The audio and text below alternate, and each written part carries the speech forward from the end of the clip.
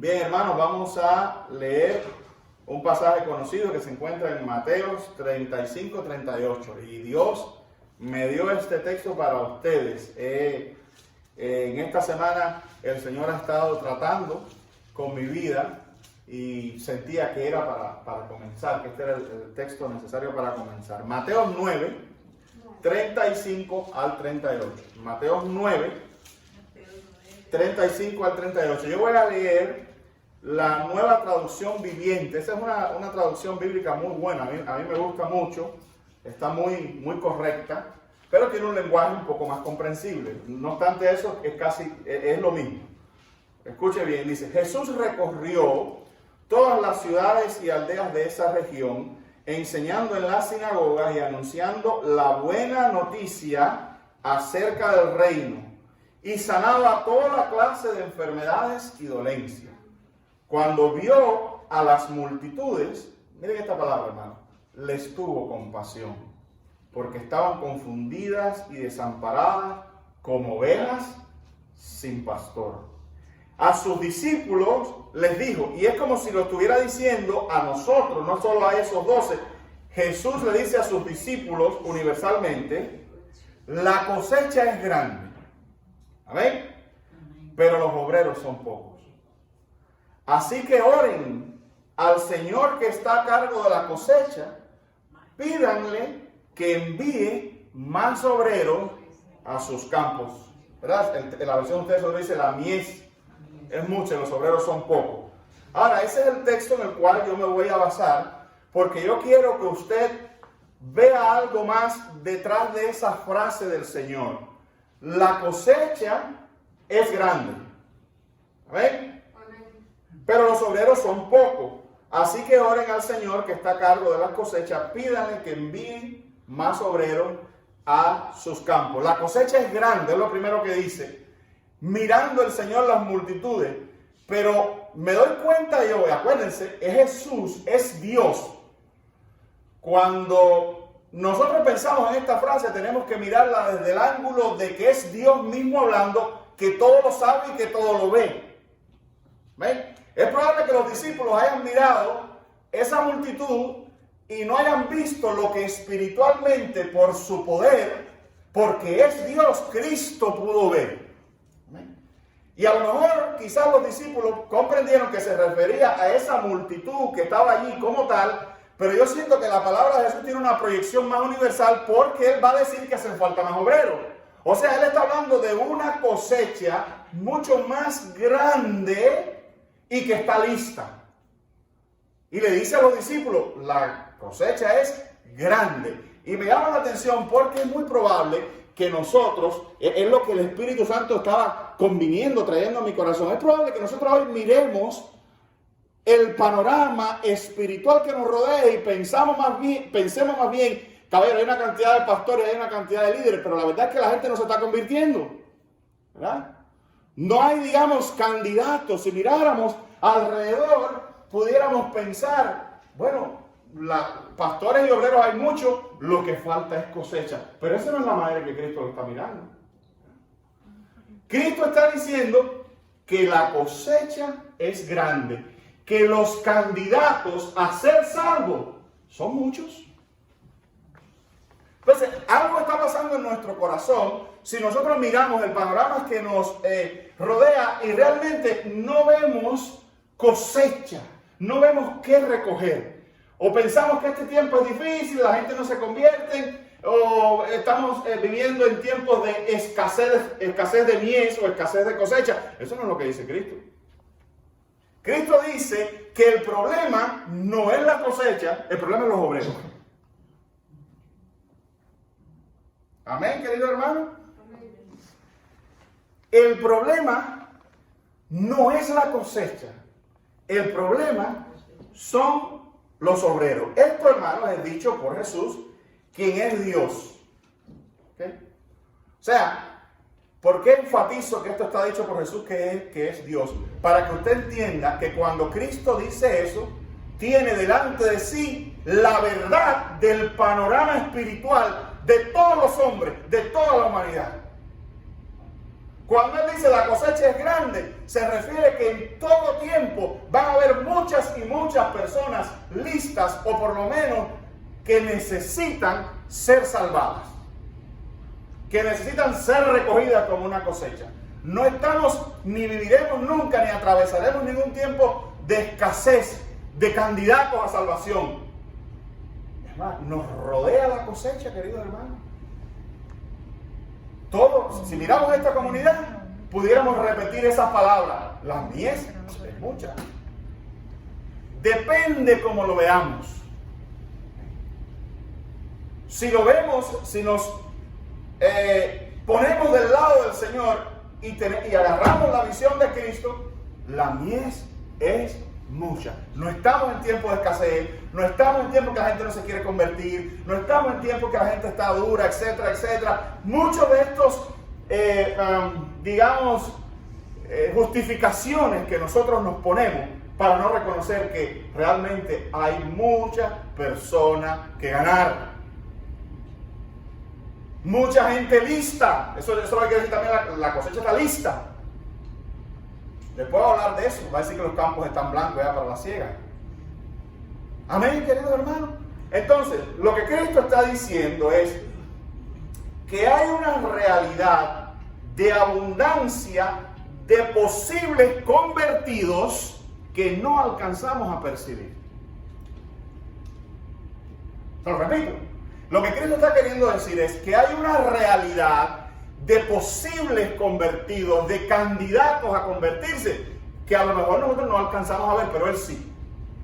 Porque Él ve, el hombre mira lo que está afuera, no sabemos eso, pero Jehová mira el corazón. Amén. Y cuando el Señor sobrenaturalmente, porque Él es Dios, le hace una radiografía a los corazones de todas las personas que hay aquí, y que están en ese texto reflejado, y que están en esta comunidad, y que están en esta nación, Jesús dice, la mies es mucha. Amén. Amén. Entonces, la mies es mucha, querido hermano. Estamos rodeados de cosecha. El lugar donde usted vive está rodeado de cosecha. El lugar donde usted trabaja está rodeado de cosecha. El mercado donde usted va está rodeado de cosecha. Nos rodea la cosecha. Entonces, ese no es el problema. Quiere decir, otra manera de ponerlo, que oportunidad hay bastante. No se trata de que no haya, ay pastor, es que la gente no se salva, ¿a quién voy a salvar? Tenemos que agarrar la visión del Señor y tenemos que convertirnos en obreros, porque vamos a ir desarrollando poco a poco este texto, pero el problema aquí no es la mies, son los obreros.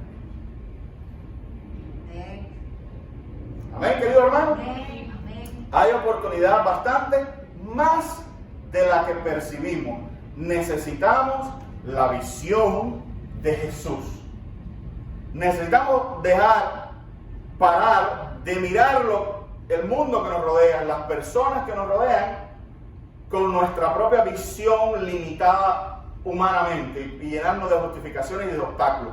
Necesitamos mirarla con la visión de Jesús, que dice: yo tengo pueblo aquí, yo tengo mies aquí, aquí hay cosecha, te rodea la cosecha, querido hermano. Mira, hay un texto, Hechos 18, del 9 al 10, donde Jesús también le dice al apóstol Pablo algo parecido. Hechos 18, del 9 al 10, dice: entonces el Señor dijo a Pablo en visión de noche: no temas, sino habla y no calles. Escucha, tres cosas importantes. No temas, porque a veces tenemos miedo a hablar del evangelio. Por eso digo que el problema es los obreros, no es la cosecha. Dice: no temas, sino habla y no calles. El cristiano no debe estar en silencio, sobre todo para cuestiones del evangelio. Versículo 10: porque yo estoy contigo y ninguno pondrá sobre ti la mano para hacerte mal. Y dice esta última frase: porque yo tengo mucho pueblo en esta ciudad. La mía es mucha. De hecho, he puesto como título a este mensaje, antes que se me olvide: se busca empleado. Le iba a poner now hiring, pero dije, si lo pongo en inglés, algunos van a entender el pun, pero otros no. Entonces, se busca empleado. Lo hubiera puesto, tenía que poner now hiring. Porque yo creo que esa frase todo el mundo la entiende hasta en español. ¿Amén? Se busca empleado. Porque la mies es mucha. Y mire lo que le dice Jesucristo a Pablo. Me pregunto por qué se lo dice.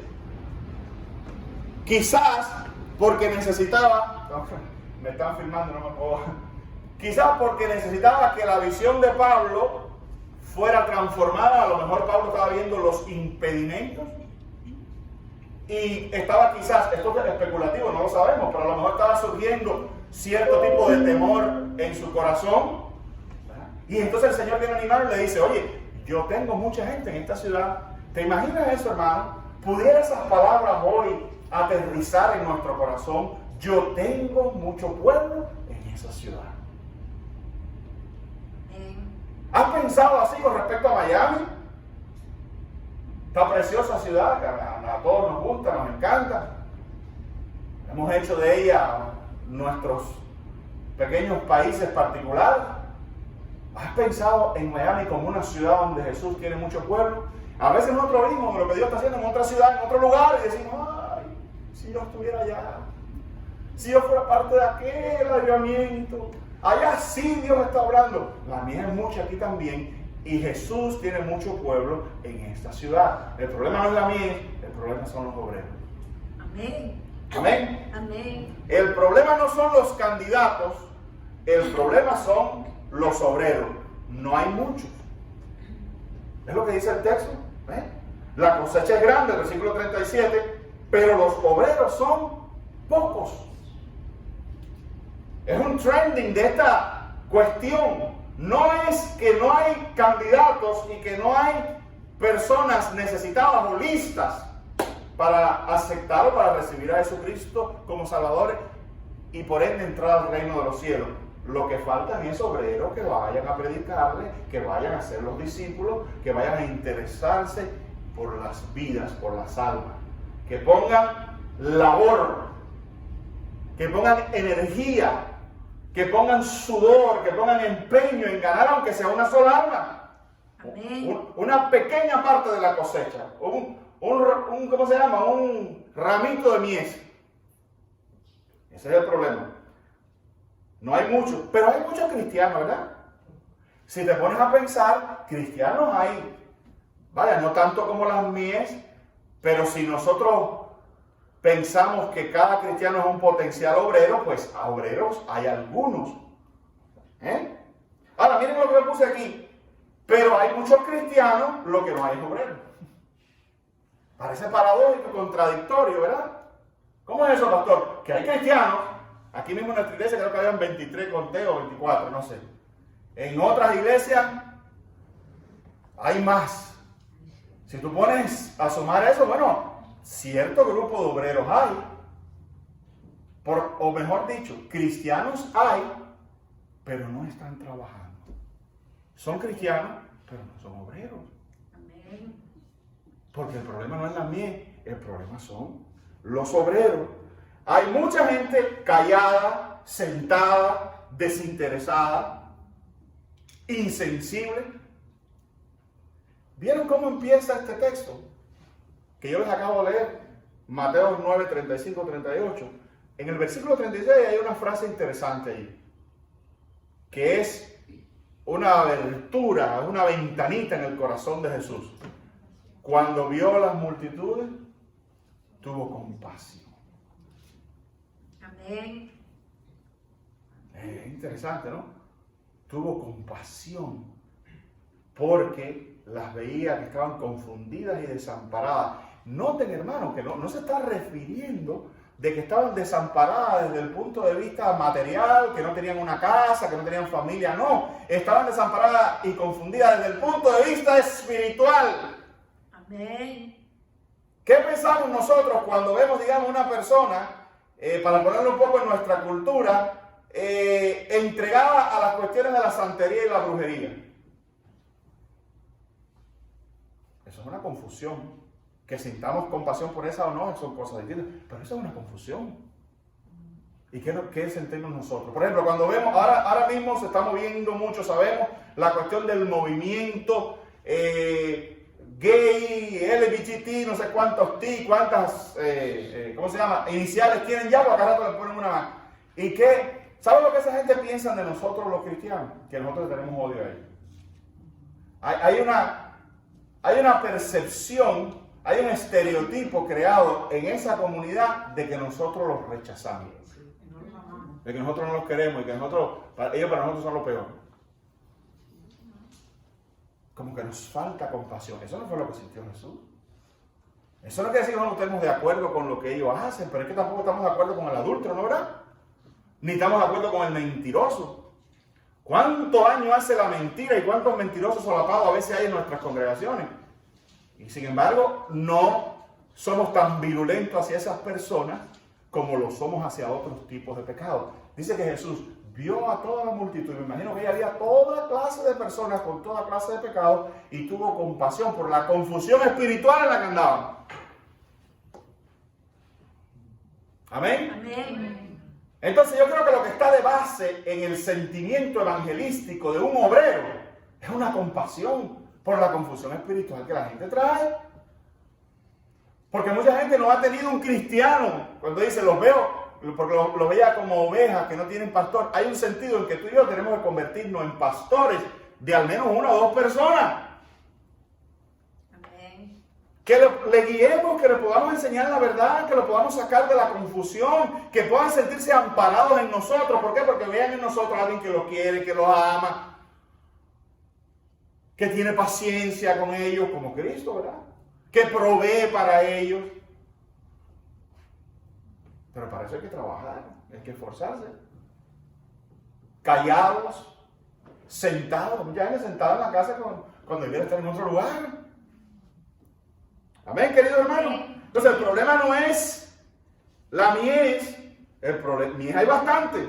El problema son los obreros. Hay mucha gente callada, sentada y desinteresada. Necesitamos compasión. Amén. No sé, pero si mi corazón está duro o mi corazón está insensible hacia la condición de la mies que nos rodea y de la cosecha que nos rodea, necesitamos decirle: Espíritu Santo, trae a nuestras vidas la compasión de Cristo. Nosotros tenemos acceso a eso, nosotros tenemos a todos los rasgos del carácter de Jesús, a todos. Solo basta que empecemos a orar: Señor, cambia mi corazón, trae compasión a mi vida. Mire lo que dice 2 de Timoteo 2:15, en la Nueva Traducción Viviente también. Dice: esfuérzate para poder presentarte delante de Dios y recibir su aprobación. Sé un buen obrero. En eso consiste la aprobación. Alguien que no tiene de qué avergonzarse y que explica correctamente la palabra de verdad. Amén. Ahí está. Amén. Y dice: procura. 2 de Timoteo 2:15. Procura presentarte a Dios como aprobado. Dice por ahí la Biblia, aquí, la versión Reina Valera. Aquí dice: procura presentarte delante de Dios y recibir su aprobación. Sé un buen obrero. Amén. Sea un buen obrero, alguien que no tiene de qué avergonzarse y que explica correctamente la palabra de verdad. Amén. Amén. Amén. ¿Qué es un obrero? Alguien que explica la palabra de verdad. Ya definiendo a qué se refiere. Porque ¿qué fue lo que hizo Cristo? Bueno, evidentemente hay otros colaterales de cosas que uno tiene que proveer para la mies, para la cosecha. Pero Cristo, que hizo fundamentalmente, le enseñó la palabra de verdad.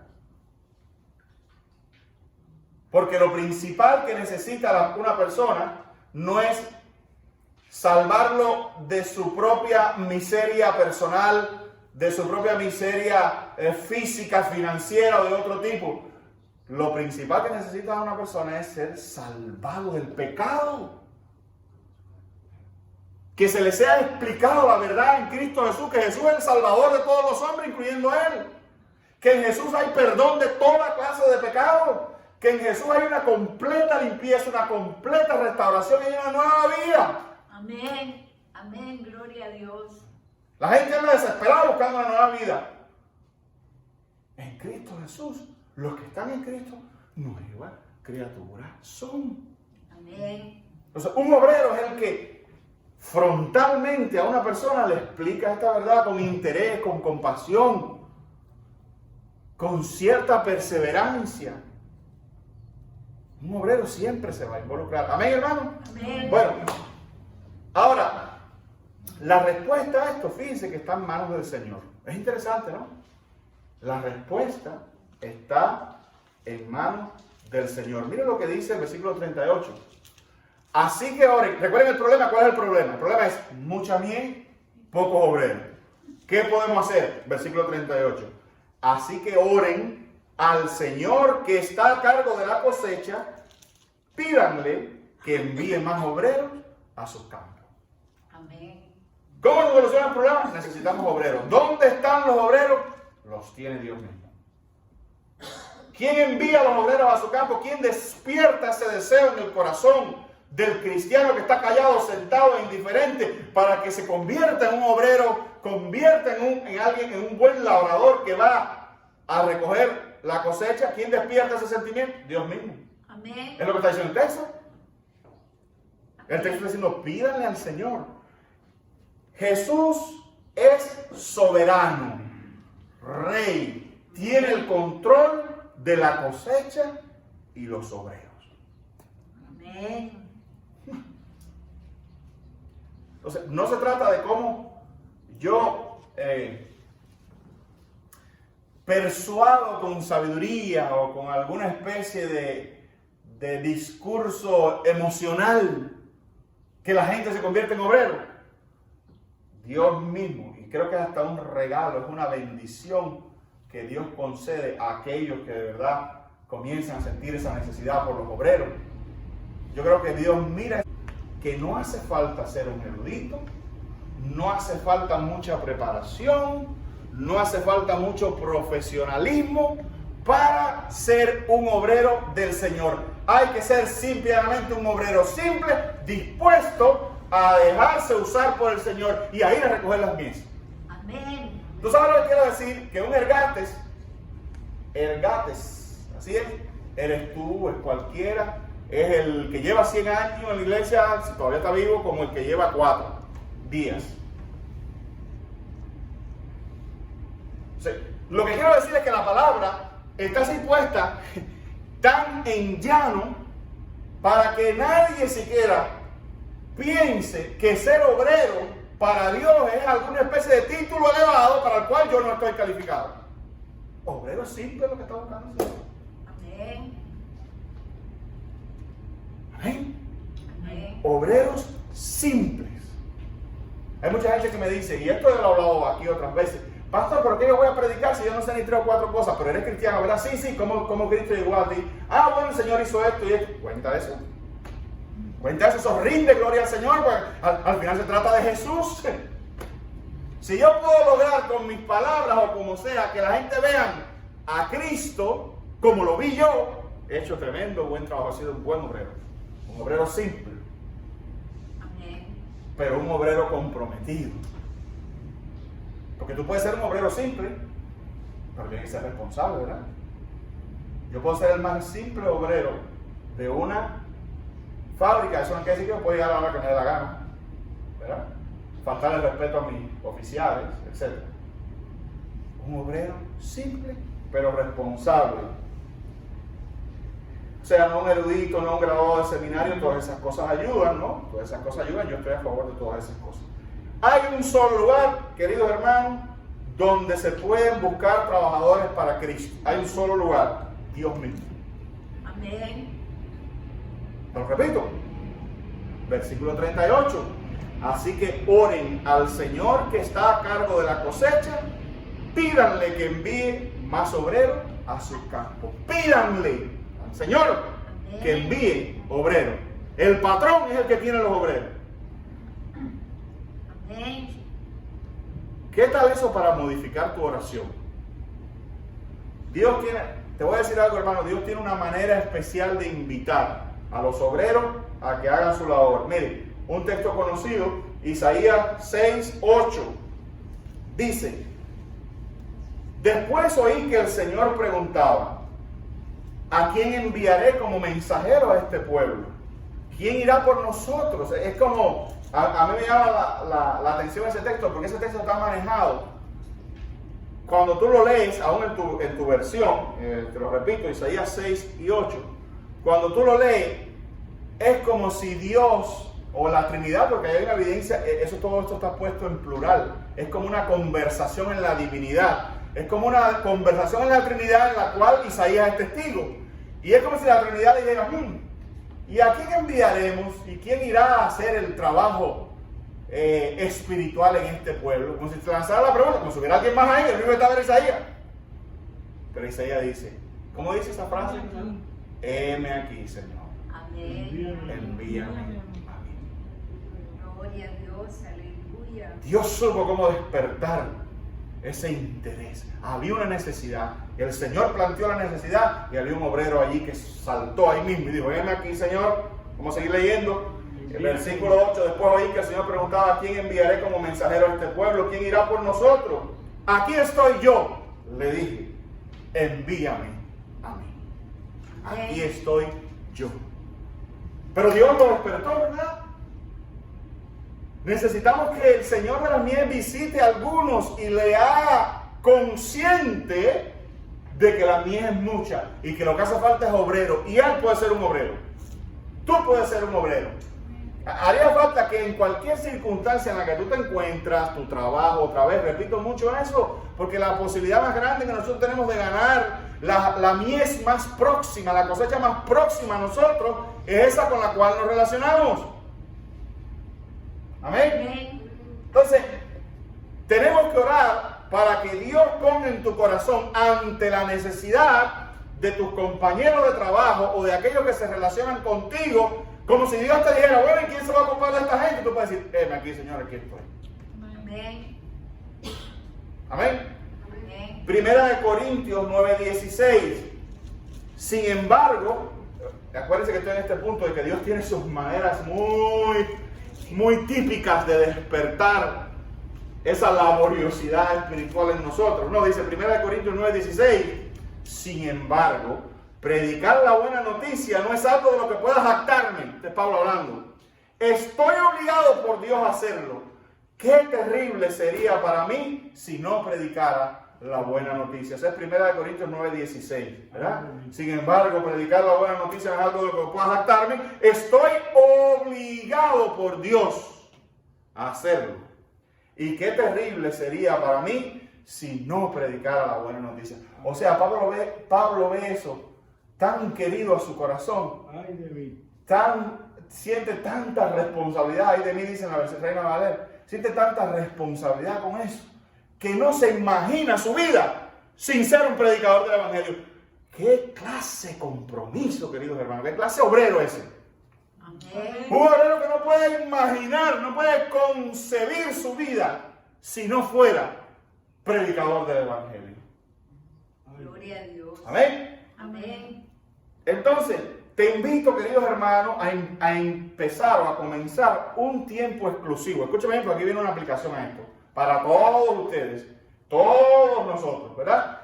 Te invito a separar un tiempo exclusivo. ¿Qué quiere decir con un tiempo exclusivo? Un tiempo que no es parte de tu devocional normal, sino otro tiempo para decirle al Señor, Señor, envía obreros a tus mies. Acepto que la comunidad en la cual estoy, en la que está la iglesia de Buenas Nuevas, es una comunidad que está blanca ya para la siega. Acepto que la mies es mucha. Amén. Envía obreros, Señor. Heme aquí, dile, es un buen tiempo para empezar a decir, en ese devocional, decirle, heme aquí, Señor. Pero tú no eres suficiente. Ni yo soy suficiente. Necesitamos más obreros. Ese trabajo no lo podemos hacer ni tú ni yo. Podemos hacer algo y ciertamente algo tenemos que hacer. Pero necesitamos obreros. Entonces, mira el mensaje, mira la invitación que lanzo sobre ti en este primer día de reapertura post-cuarentena. Pídele al Señor en tiempos de oración exclusivos, Señor, envía obreros a tu mies. Envía obreros a recoger esta cosecha que tenemos aquí alrededor. O que tengo yo cerca de mí. Amén. ¿Ven? Amén.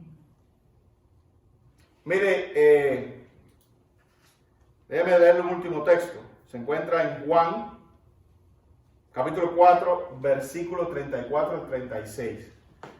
Dice, entonces Jesús explicó, mi alimento consiste en hacer la voluntad de Dios que me envió y en terminar su obra.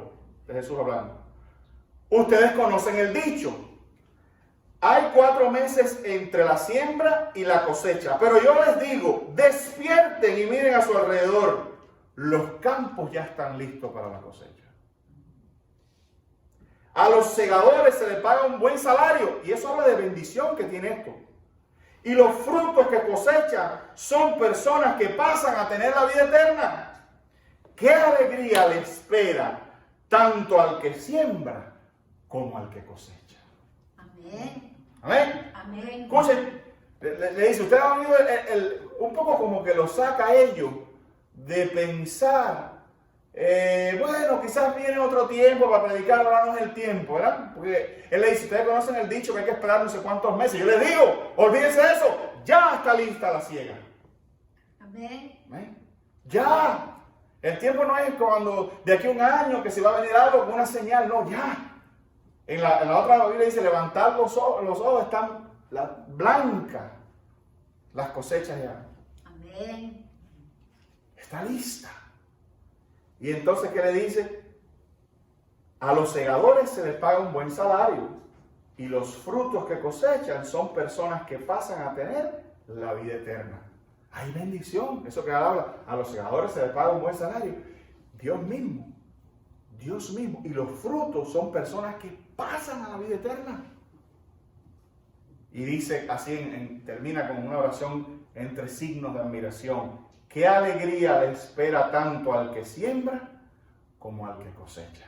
Amén. Quiere decir que Dios mismo se goza junto contigo por la cosecha. Gloria a Dios. Que hay gozo, que hay alegría en ser un obrero del Señor. Que el problema no es la cosecha hay, el problema son los obreros. Pero hay bendición, hay gozo, hay alegría, hay una fiesta entre el obrero y Dios cuando el obrero trabaja en aquello a lo que se ha llamado. Amén. Cuando el obrero sale responsablemente a recoger su cosecha, a recoger su mies, Dios le bendice. Y hay gozo y hay beneplácito sobre esa persona de parte de Dios, pero también hay un gozo, hermano, difícil de igualar en sentir que Dios lo usa a uno para rendir este fruto que es llevar a las personas a la vida eterna. Hay algo especial. Y yo te invito a que tú lo experimentes. Hay algo especial en ser usado por Dios para llevar a una persona por vía de Cristo a la vida eterna. Amén. Amén. Entonces, Amén. que Dios nos bendiga en esta mañana, hermano, y ponga en nosotros ese deseo. Convierta en nosotros, al menos comencemos por esa oración. Comencemos a pedirle al Señor, como les digo ahorita, en un tiempo exclusivo, envía obreros a sus mies. Aquí estoy, Señor. Heme aquí y trae, une a mi vida a otros que sean obreros y que trabajen para ti. Amén. Este es el mensaje de apertura de cuarentena, que las mies están listas, que la cosecha está lista, que hay que salir. Vamos a ponernos todos de pie, vamos a empezar a aplaudir.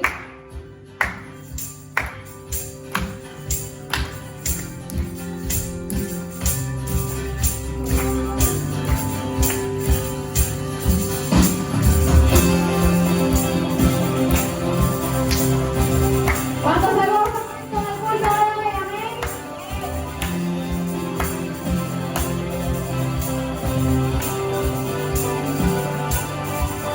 Tu reino, la autoridad de Dios, llenaste de color todo el mundo con tu salvación. Trae libertad de lugar,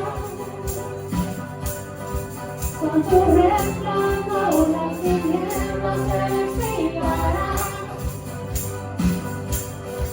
Tu trono es eterno, tu amor me alcanzó, el infinito Dios, mi Salvador, a Jesús te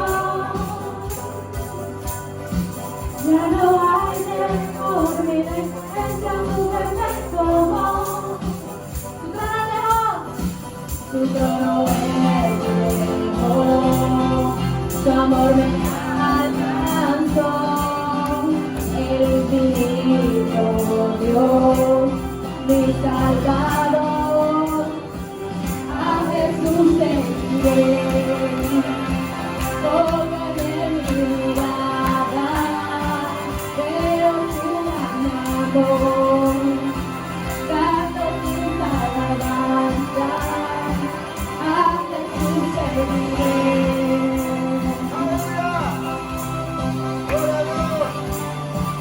A Jesús seguiré.